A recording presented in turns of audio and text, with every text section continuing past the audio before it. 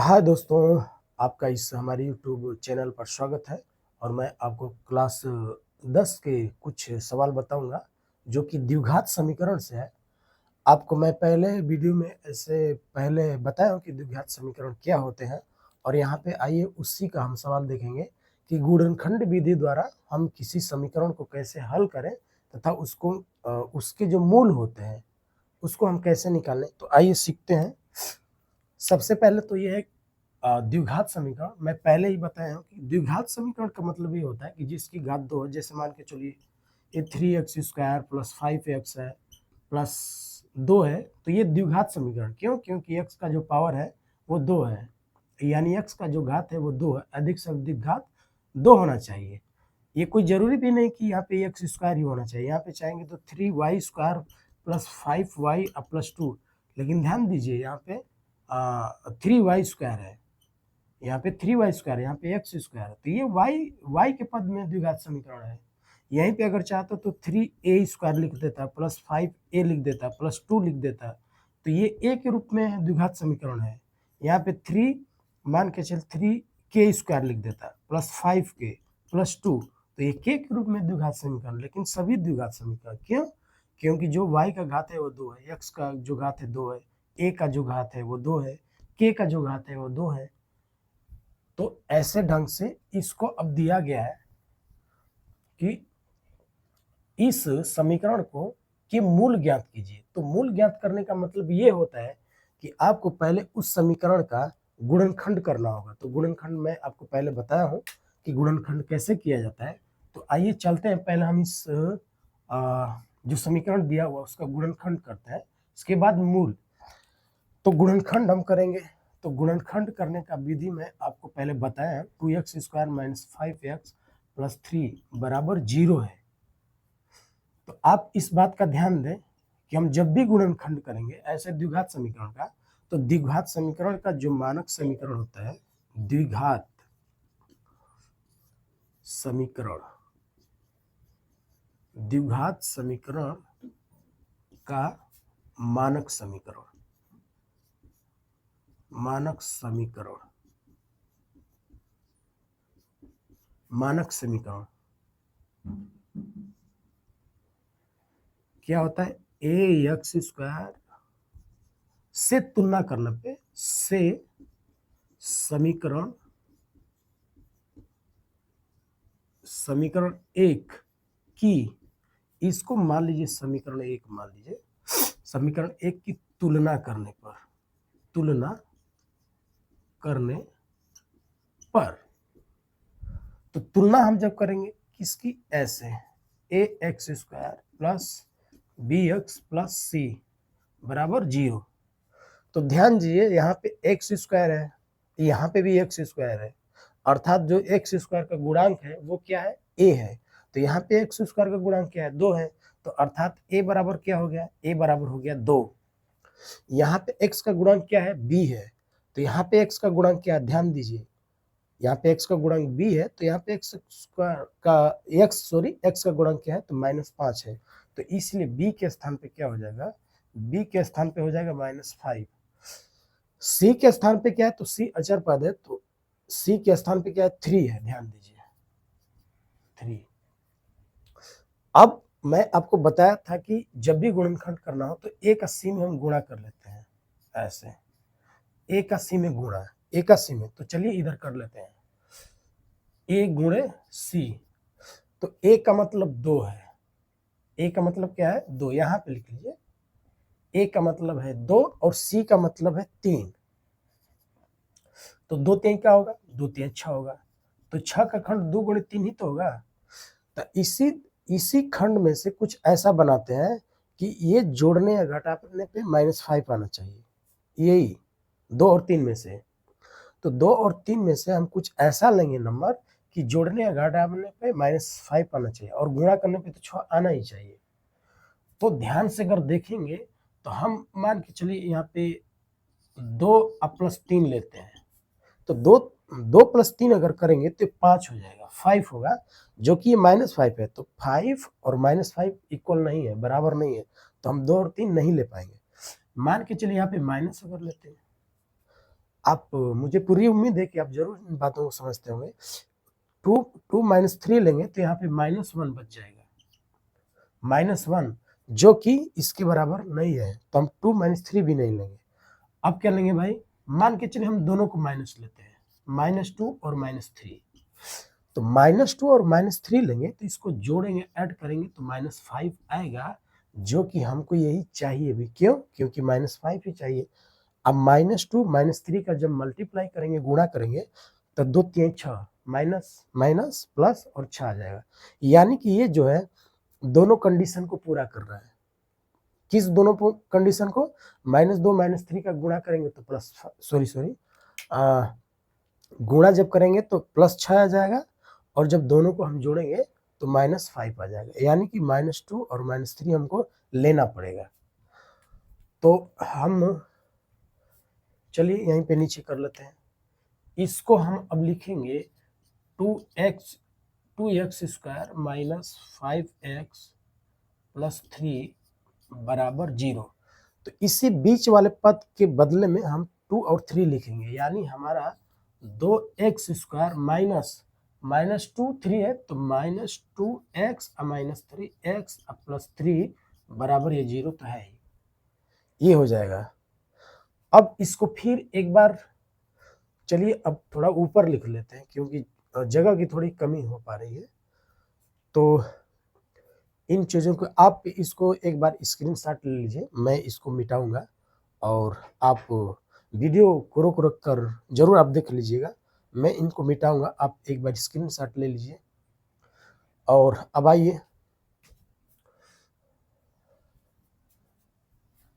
इसको मिटा देते हैं।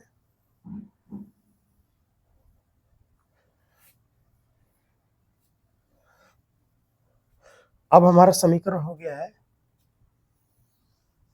क्या हो गया भाई, अब हमारा समीकरण 2x square minus 2x minus 3x plus 3 बराबर 0 अब हो गया है। तो अब हम क्या करते हैं कि 1 2 3 4 4 गो पद में से ऐसा दो दो जोड़ा बनाते हैं, और जोड़ा बना के इसमें से कुछ कॉमन लिया जाता है। तो कॉमन अगर देखेंगे तो 2x यहाँ भी है, 2x यहाँ भी है। जो भी कॉमन लिया जाते हैं दोनों में होने चाहिए सेम, यानी इस वाले दोनों पद में क्या है कॉमन और इस वाले दो पद में क्या है कॉमन। तो ध्यान से देखेंगे तो यहाँ 2x है और यहाँ भी 2x है। तो सबसे पहले जो कॉमन दिख रहा है उसको आप कॉमन लीजिए। तो 2x जब लेंगे यहाँ से 2x, तो x यहाँ पे 2 ठो है, यानी 2 है, तो एक केवल x बचेगा, माइनस है तो माइनस बच ही जाएगा। 2x पूरा जब कॉमन लेंगे तो पूरा लिए तो 1 बच जाता है यहाँ पे। जब कोई चीज पूरा कॉमन लेंगे तो 1 बचेगा, तो यहाँ पे 2x पूरा कॉमन लिए तो 0 नहीं बचेगा। इस बात का जरूर ध्यान देंगे, यहाँ पे बचेगा केवल 1, और यहाँ से 3x, और यहाँ पे 3x नहीं है तो आप कॉमन केवल 3 लेंगे, तो -3, और यहाँ पे क्या बच रहा है x।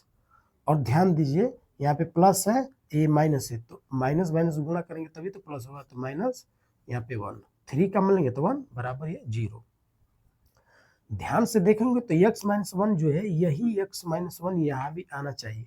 अगर ये दोनों बराबर नहीं है, x-1 और x-1 अगर बराबर नहीं है तो आप जरूर समझ लीजिएगा कि हमारा कहीं ना कहीं गुणनखंड गलत हो रहा है।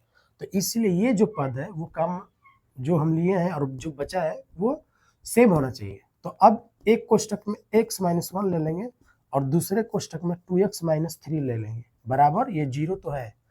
तो एक बार हम करते हैं कि एक बार x-1 बराबर 0 लेने पर ऐसे लिखा जाता है। मतलब जो खंड, अब इसका खंड हो गया ये x-1 2x-3, इस समीकरण का जो हम समीकरण लिए तो उसका एक खंड हो गया ये।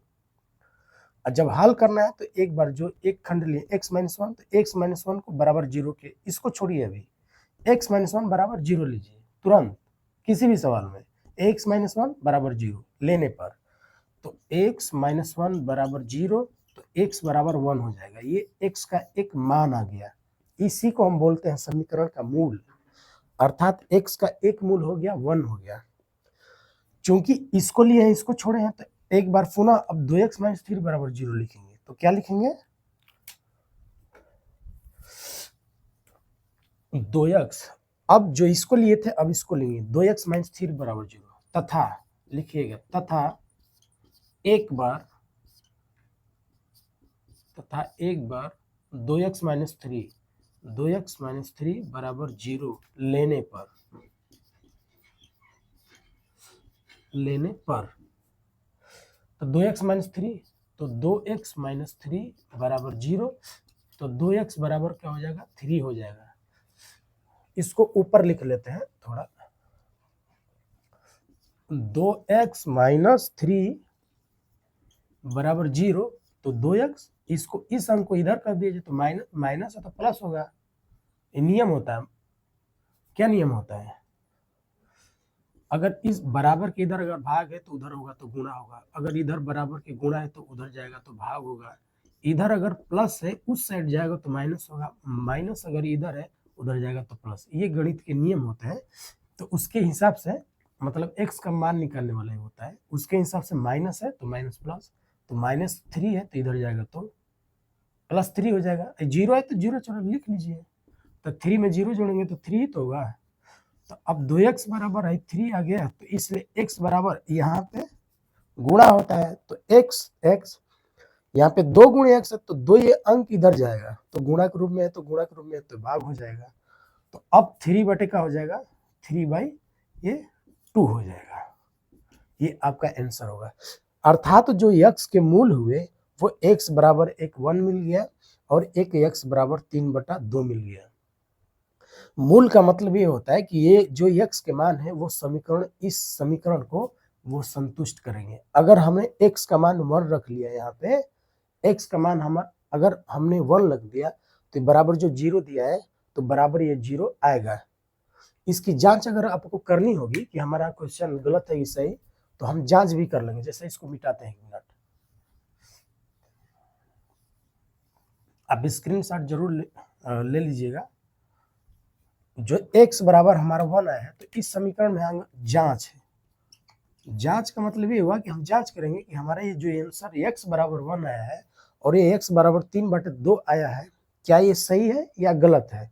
तो हम जब जांच करेंगे तो इसी समीकरण में जो समीकरण दिया है यानी 2x² माइनस 5x प्लस 3 बराबर 0 में ध्यान दीजिए आप x का मान 1 रखिए, तो जो 0 दिया है 0 के बराबर आना चाहिए। तो लेफ्ट हैंड साइड में देखिए, लेफ्ट हैंड साइड लेंगे 2x² माइनस 5x प्लस 3। तो अब चूंकि x का मान 1 रखना है तो जहां जहां x दिख रहा है x वहां पे x का मान 1 रखिए। तो यहाँ पे ध्यान देंगे तो x चूंकि गुणे के रूप में है तो x बराबर 1 आई 2 घात तो रहेगा ही, माइनस 5 x का मान 1 प्लस 3, चूंकि 5x का मतलब 5 गुणे x, तो 5 x का मान हमने 1 रखा तो यहाँ से 2, अब 1 का जब वर्ग करेंगे तो 1 माइनस 5 का 1 में गुणा करेंगे तो 5 अब प्लस ये 3, 2 1 जा 2 मतलब 2 1 2 माइनस 5 अब प्लस 3। अब ध्यान से देखेंगे, इसको मिटा देते हैं। तो पहले ये जोड़ेंगे यानी 2 और 3 जोड़ेंगे या 5 में से 2 घटाइए तो -3 आएगा अब प्लस 3 और -3 अब प्लस 3 का मतलब 0, जो कि हमारा किसके बराबर 0 के बराबर आ गया। तो इसका मतलब हमारा जो आंसर है वो क्या है, वो सही है। अब जैसे इसको हम रखते हैं x बराबर 1 रखने पर ये 0 आ गया, देखिए ये राइट हैंड साइड के बराबर आ गया। तो वैसे ही हम अगर चाहेंगे तो x बराबर 3/2 अगर रखते हैं, x बराबर 3/2 रखने पर समीकरण में चलिए भाई रख लेते हैं 2x² माइनस 5x प्लस 3 बराबर 0 है। तो हम यहाँ भी लेफ्ट हैंड साइड लेंगे यानी 2x² माइनस 5x प्लस 3